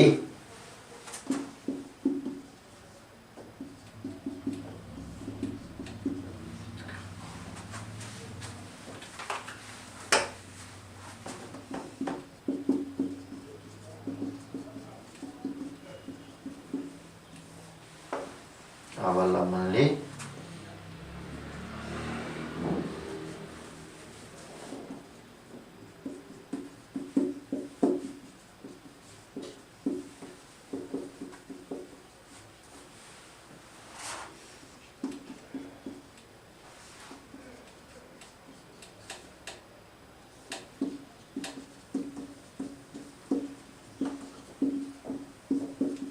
यो भनेको बुझ्नु जस्तो वित्तीय स्रोत साधनको बाँडफाँड हुन्छ है। वित्तीय स्रोत साधनको बाँडफाँड भएर सम्पूर्ण क्षेत्र, प्रदेश, सङ्घ र स्थानीय तहमा गएको छ। स्थानीय तहमा जुन वित्तीय भार छ जुन त्यसलाई चाहिँ जनमुखी चाहिँ बनाउने बढी चाहिँ। जस्तो हामीले स्रोत साधनलाई वित्तीय स्रोत साधनलाई बाँडफाँड गरेका हुन्छौँ स्थानीय तहलाई, त्यसलाई चाहिँ जनता केन्द्रित बनाउनु। जनताले चाहिँ त्यो वित्तीय स्रोत साधनको उपभोग गर्न पाउने वातावरणको सिर्जना गर्नु। अहिले चाहिँ के छ भने बढी देखेको वित्तीय भार चाहिँ बढी परेको छ है सङ्घीयताले, तर त्यो अनुरूप जनमुखी सेवा नपुगेको भन्ने चुनौती छ है। नपुगेको भन्ने चाहिँ गुनासो बढेको छ। त्यही भएर यो वित्तीय भारलाई चाहिँ जनमुखी सेवामा आबद्ध गर्नु, यो पनि अर्को चुनौतीको रूपमा मूलभूत रूपमा देख्न सकिन्छ है। यो मैले पनि भने सङ्घीयताले अवलम्बन गरेको वित्तीय भारलाई जनमुखी सेवासँग आबद्ध गर्नु, यो पनि अझै धेरै ठुलो चुनौतीको रूपमा चाहिँ रहेको छ। चाहिँ अब राजनीतिक अपेक्षाहरूको समाधान गर्नु यिनी कुराहरू चाहिँ अझै अलिक कम प्राथमिकतामा पर्ने भएकोले चाहिँ त्यसरी राखिनँ मैले। अनि त्यस्तै अर्को रूपमा मूलभूत रूपमा चुनौतीको रूपमा राजनीति र प्रशासनबिचको सुमधुर सम्बन्ध कायम गर्नु है। प्रशासन र राजनीति यो पनि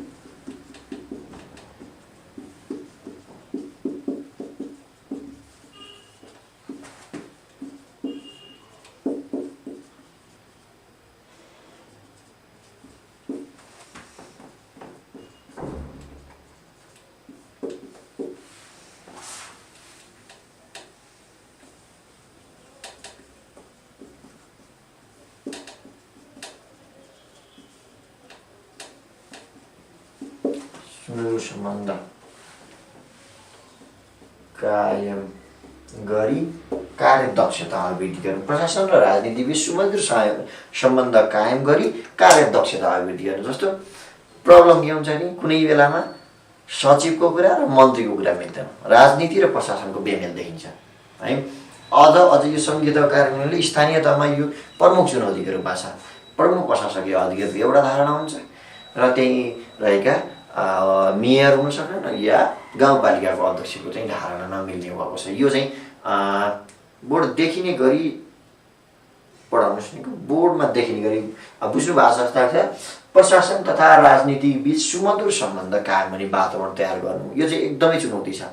सङ्घीय शासन प्रणाली हामीले जुन अवलम्बन गऱ्यौँ त्यसले चाहिँ मूलतः प्रदेश, स्थानीय र सङ्घ तिनटैमा राजनीति र प्रशासनको बेमेल अहिले बढी देखिन्छ। यो समस्याको रूपमा छ र त्यसलाई चुनौती चाहिँ त्यसलाई चाहिँ कार्यदक्षतासँग कसरी आबद्ध गर्ने, सुमधुर सम्बन्ध कायम गरी कार्यदक्षता कसरी बढाउने है।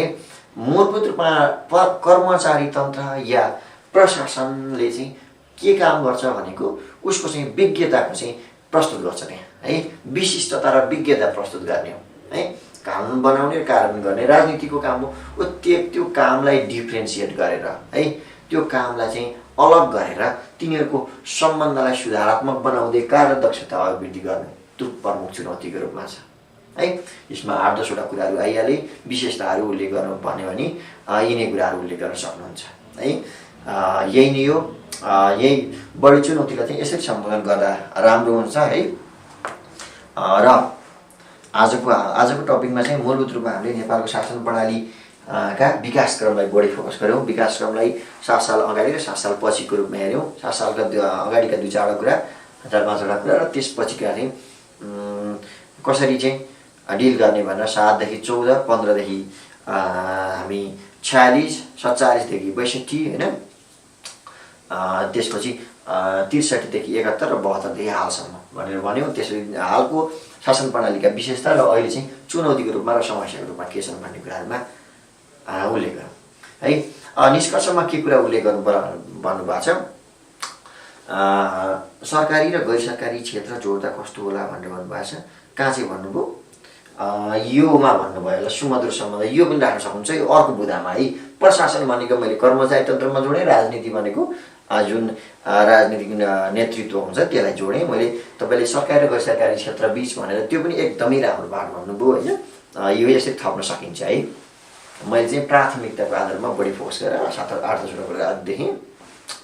निष्कर्षमा के कुराहरू समेट्नु पर्यो भनेर नि, निष्कर्षमा है वर्तमान संविधानको पूर्ण कार्यान्वयन गर्दै है, पूर्ण कार्यान्वयन सुनिश्चितता गर्दै है, मौलिक चरित्रको संसदीय लोकतान्त्रिक शासन प्रणालीलाई अवलम्बन गर्न सकिएमा आर्थिक तथा सामाजिक समस्याको समाधान हुँदै है सबै नेपाली नागरिकले संविधान र शासन प्रणालीप्रति अपनत्व लिन सक्ने वातावरण तयार हुन सक्छ। त्यो एउटा निष्कर्ष भयो है। निष्कर्ष एकदमै सहज हुन्छ है। नेपालको संविधान पूर्ण कार्यान्वयनमा ल्याई नेपालको संविधान पूर्ण कार्यान्वयनमा ल्याउन सकेमा है नेपालको शासन प्रणालीलाई आधुनिकीकरण गर्दै है जनमुखी सेवामा आबद्ध गर्न सकिने देखिन्छ भनेर लेखौँ। सबै निष्कर्ष चाहिँ जसरी मोड्दा पनि यो त्यति गाह्रो हुँदैन होइन। तर सुरुवात गर्दा चाहिँ नेपालको शासन प्रणालीबाट सुरुवात गर्दा के ठिक छ त्यसलाई चाहिँ कसरी लेख्नुहोस् भने विश्वको परिवेशमा देख्छ। जस्तो हरेक देशको शासन प्रणाली त्यहाँको देशको मौलिक विशेषता है आवश्यकता र विशिष्टताले निर्देशित गर्छ है। नेपालको शासन प्रणालीको बारेमा हेर्दा है विविध शासकीय अभ्यासहरू अवलम्बन भएको पाइन्छ है। नेपालको शासन प्रणालीको विकास र निम्न बमोजिम छ भनेर लेख्न सकिन्छ। यहाँ विशेषताहरू देखाए बमोजिम छन् भनेर लेख्न सकिन्छ। तर सुरुवात र अन्त्य निष्कर्षलाई चाहिँ अलिक विचार गर्नु होला। मूलभूत रूपमा अन्त्य गर्दा जनमुखी लोकतान्त्रिक शासन प्रणालीको पूर्ण कार्यान्वयन गर्न सकेमा है जनमुखी तथा लोकतान्त्रिक शासन प्रणालीको पूर्ण कार्यान्वयन गर्न सकेमा संविधानको कार्यान्वयन र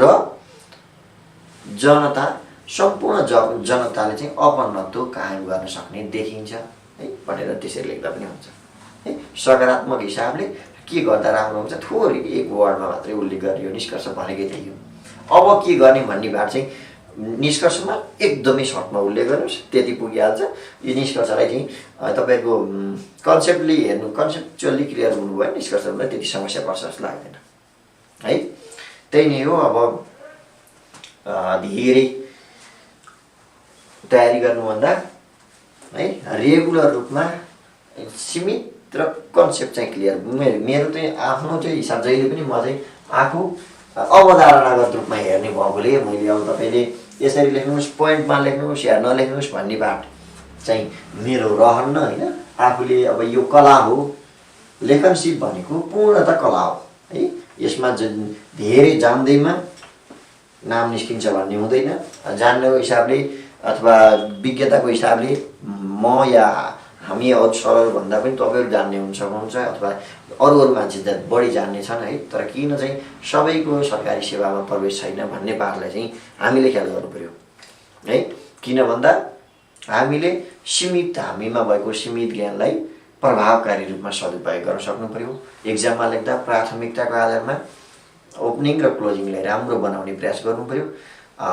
सकेसम्म भित्री कुराहरूलाई अब पोइन्टमै आउन खोजेछन् व्याख्या गरोस् भन्ने बाटोमा भइहाल्यो, नभए पोइन्टमा लेख्दा त्यति राम्रो हुनसक्छ, ध्यान चाहिँ धेरै छिटो पुग्छ यो पोइन्टमा। मैले आफूले नि जाँच्दै गर्दाखेरि पोइन्टको कुराहरूलाई अलिक बढी फोकस गरेर हेरिन्छ है, सबैलाई त्यस्तै हो होइन। त्यही भएर त्यसलाई फोकस गर्नुहोस् है। अरू केही छन् भने पनि अब जस्तो मोटिभेट हुनुपर्छ है। निष्कर्ष फेरि एकपटक छ, निष्कर्षको पाठलाई अब मैले भनिहालेँ, तर यो शासन प्रणालीको बारेमा मैले आफूले पर्सनली पनि क्वेसन र एन्सर दुइटै बनाएर ल्याउँछु है छिटो नै। त्यसलाई चाहिँ त्यसबाट निष्कर्षको पाठहरू लगभग आउँछन् जस्तो लाग्छ है। नेपालको विश्वको सबै कुराहरूलाई निष्कर्षमै कसरी लेख्ने भन्ने बाटोमा पनि त्यति बेला आउँला। निष्कर्षलाई लेख्दाखेरि नेपालको शासन प्रणालीका निष्कर्षहरू लेख्दै हुनुहुन्छ भने त्यसलाई चाहिँ मूलभूत रूपमा माथि अरू सबै कुराहरू आउँछ, धेरैलाई पाठ लेख्नु पर्दैन, एउटा वा दुईवटा वाक्य लेख्ने हो निष्कर्ष भनेको है। निष्कर्षमा लेख्दाखेरि के छ, अब के सुधार्नु पर्ने छ टक्क चाहिँ हामीले लेख्नु पर्यो। निष्कर्षको पाठमा शासन प्रणालीलाई मूलभूत रूपमा संविधानको कार्यान्वयनसँग रिलेट गर्नुहोस् है। नेपालको वर्तमान संविधानको पूर्ण कार्यान्वयन हुन सकेमा आर्थिक तथा सामाजिक समस्याहरूको सम्बोधन हुँदै है शासन प्रणाली, नेपालको शासन प्रणाली मजबुत, बलियो र जनमुखी हुने देखिन्छ। त्यो पनि एउटा भयो है। त्यही भएर यो संविधानको कार्यान्वयनसँग जोड्नुहोस् है। नेपालको वर्तमान संविधानको कार्यान्वयनसँग शासनका कुराहरूलाई चाहिँ जोड्नु भयो। त्यो जोड्यो भने चाहिँ हामीलाई बुझ्न सजिलो र निष्कर्ष लेख्न पनि सजिलो हुन्छ। वर्तमान संविधानको पूर्ण कार्यान्वयनसँग हामी चाहिँ बढी रिलेट हौँ है। मैले प्रमुख चुनौतीको रूपमा पनि पूर्ण कार्यान्वयन हुन सक्नु भनेर पूर्ण कार्यान्वयन गर्नु सुनिश्चित गर्नु भनेर भने होइन। त्यही भएर वर्तमान संविधानको पूर्ण कार्यान्वयन गर्न सकेमा आर्थिक तथा सामाजिक समस्याहरूको मुद्दाहरूको सम्बोधन भई है जनमुखी तथा लोक कल्याणकारी राज्य प्रणाली बन्न सक्ने देखिन्छ है। शासन प्रणाली मजबुत हुन सक्ने देखिन्छ, बलियो हुन सक्ने देखिन्छ है। त्यसै पनि जोडौँ। सर भोलि कुन टपिक हुन्छ भने त्यो म्यानेजमेन्टले छिटै नै राख्छ है। अब यसको बारेमा सबै कुरा हामीलाई थाहा हुँदैन है। अब भेट भोलि पर्सि तपाईँहरूसँग हुन्छ, फेरि हाम्रो भेट्दै गरौँ, सुझाव सल्लाह दिँदै गर्नुहोस्। केही कुराहरू जस्तो सबै कुरा हामीलाई जान्ने भन्ने कुरा हुँदैन। तपाईँले कुनै त्यस्तो एक्स्ट्रा क्वेसन भेट्नु भयो भने ल्याउनुहोस्, त्यसलाई छलफल गरौँ सहभागितामूलक ढङ्गबाट। हाम्रो लोकसेवा यात्रालाई सहज बनाउनु पर्यो। मैले अघि भने जस्तो सहज छैन, सहज बनाएर अध्ययन गरौँ है। सहज बनायो भने सहज आफूले नाम निकाल्न सजिलो हुन्छ। अब लेख्ने पेपरकै पाठलाई कुरा गर्दा 90-100वटा टपिक चाहिँ तयारी गर्नु भनेको सामान्य चुनौती होइन। यसलाई सहज रूपमा एउटा च्याप्टरको अर्कासँग रिलेट गरेर हेरौँ। अब कुनै च्याप्टरलाई एक्स्ट्रा मात्र बनाउँदैमा नाम निस्किने होइन, सबैमा एभरेज भयो भने नाम निस्किहाल्छ। तपाईँलाई त्यसलाई चाहिँ गाह्रै पर्दैन है। हाम्रै अनुभवले बताउँछ नाम ननिस्किने बेलासम्म के गाह्रो लाग्छ, निस्किएपछि सबै एकैचोटि निस्किने हुनसक्छ है। ल आजको लागि यति भन्दै है, आगामी दिनमा पनि तपाईँहरूको हाम्रो भेट हुनेछ। भोलि फोर्थ पेपरको क्लास हुन्छ भनेर भन्नुभयो है। अवधि ज्ञानले नि भनिसक्यो, लोकसेवा ज्ञानले। भोलि फोर्थ पेपरको क्लास हुन्छ अरे है। यति भन्दै आगामी दिनमा है हाम्रो भेट हुने नै छ। स्वस्थ रहनुहोस्, व्यस्त रहनुहोस् र लोकसेवाको तयारी जारी राख्नुहोस् भन्दै हस्। थ्याङ्क यू, नमस्कार।